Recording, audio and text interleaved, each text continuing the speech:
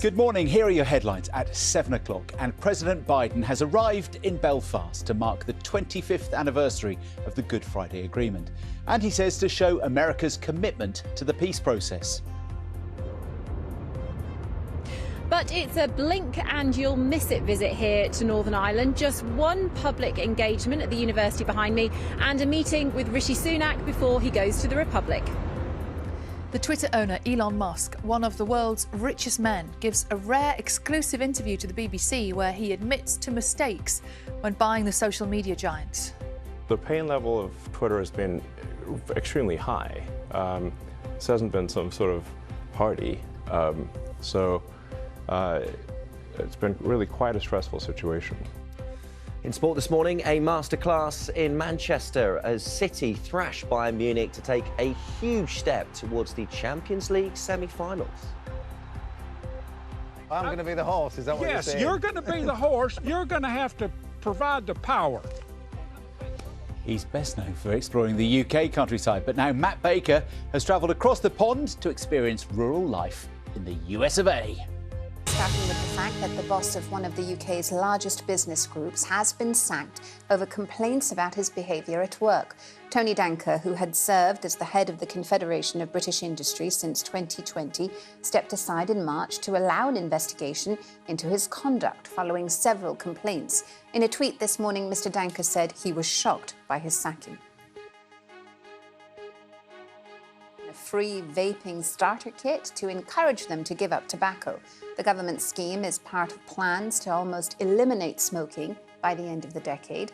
Ministers will also consult on whether cigarette companies should be forced to include advice on quitting inside each pack. One of the UK's 3 security agencies, GCHQ, has appointed a female director for the first time in its 104-year history. Anne Keast-Butler is currently serving as Deputy General at MI5 and will succeed Sir Jeremy Fleming, who's been in the post for 6 years.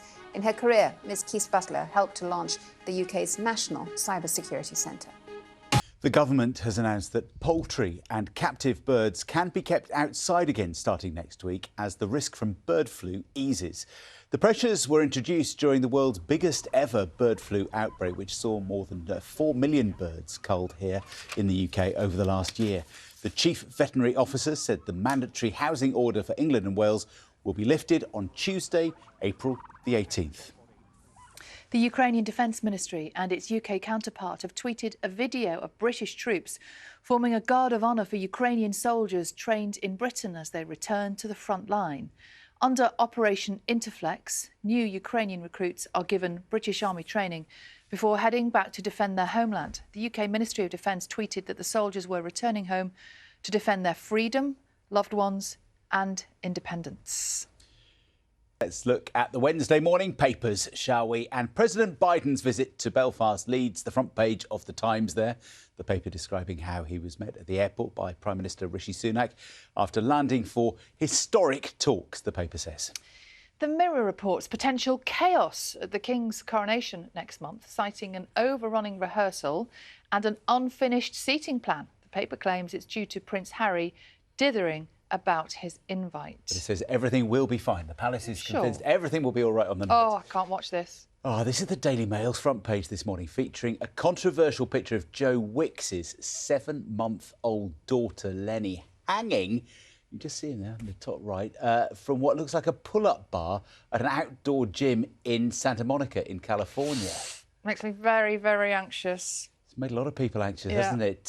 He uploaded it to his Instagram account yesterday, splitting opinion because some of his followers worried about safety concerns there. Let us know what you think. Let us know what you think. I'm not sure about that. I know what you think. Yeah. He was dominating the arrival of President Biden in Belfast for the 25th anniversary of the Good Friday Agreement leads the Times, with the president saying peace is his priority. Now, the Eye has news of a bleak economic forecast for the UK from the International Monetary Fund, which is predicting that the country will see the weakest growth of any G7 nation. The Guardian leads with the sacking of the CBI Director General Tony Danker over allegations about his behaviour at work, claims that he denies. And the Mail leads with a story that a leader of England's striking junior doctors has gone on holiday while his colleagues are on the picket line. That's also the lead story for the Daily Telegraph, which says it understands that Dr. Rob Lawrenson has taken a week off to attend a wedding.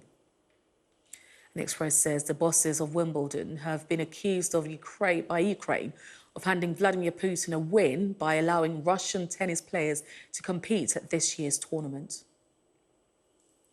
The Metro carries statistics showing that a mobile phone is stolen in London every 6 minutes.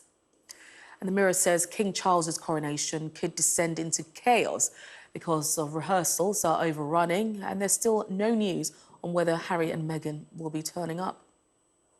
And The Sun with that rather peculiar scoop about a shopper who found a giant huntsman spider, which can grow to 12 inches across in the back of a banana. Just return the banana, return the whole thing, OK? And if you want to see any of those front pages again or read the stories, just scan the QR code on your screen.